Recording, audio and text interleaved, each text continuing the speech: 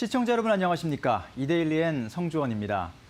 코로나19 확산이 기업들의 직격탄을 날렸습니다. 이데일리가 10대 그룹 계열사 총 20곳을 대상으로 실시한 설문조사에서 75%에 달하는 15곳이 올해 사업 계획을 달성하지 못할 것으로 예상했습니다.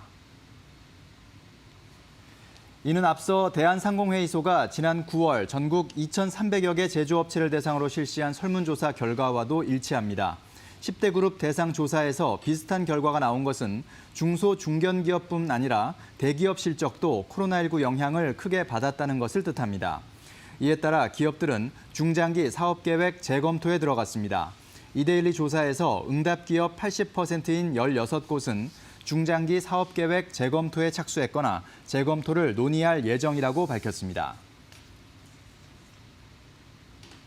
코로나19 신규 확진자 수 발표 속보 전해드리겠습니다. 중앙방역대책본부에 따르면 오늘 0시 기준 코로나19 신규 확진자 수는 97명입니다. 국내 발생이 79명, 해외 유입이 18명입니다.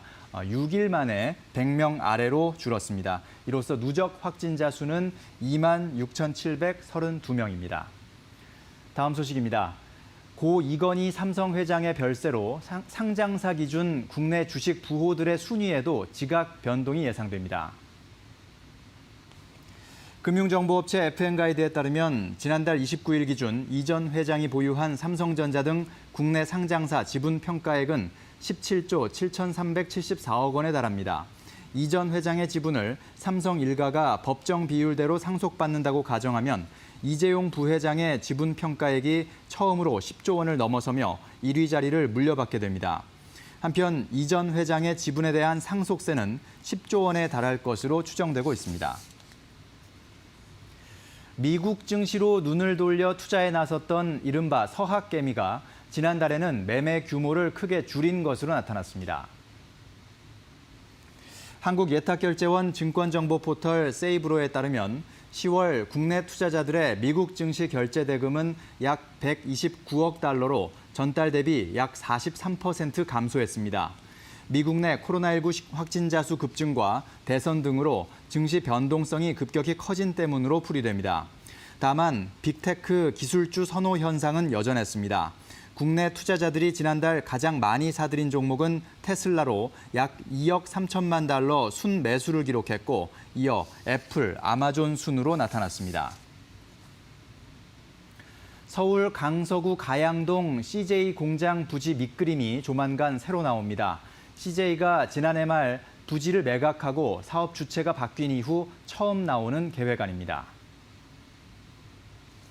강서구청에 따르면 서울시와 구청은 현재 CJ 공장 부지 개발을 위한 지구 단위 계획 변경과 세부 개발 계획 결정안을 협의 중입니다.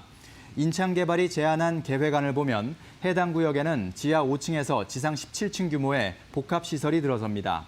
연면적 기준으로는 삼성동 코엑스보다 1.5배 이상 큽니다. 강서구청 관계자는 시행사가 제출한 계획안을 검토 중이라며 서울시와 협의를 거쳐 계획안을 마련하고 추후 공사 일정을 결정할 예정이라고 말했습니다.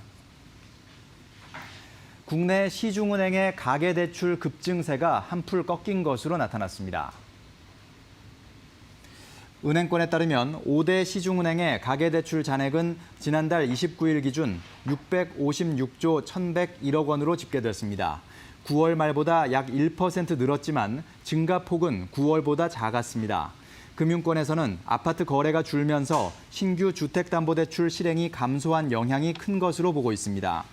다만 개인 신용대출은 최근 금융당국의 신용대출 조이기에도 여전히 증가폭이 2조 원대를 보였습니다. 국세청에 전국민 고용보험 확대 추진을 뒷받침하는 소득 파악 전담 조직이 설치됐습니다. 국세청에 따르면 지난달 26일 소득 파악 태스크포스가 출범했습니다. 국세청 소득 파악 TF는 실시간 소득 파악 방안을 마련하는 업무를 맡았습니다.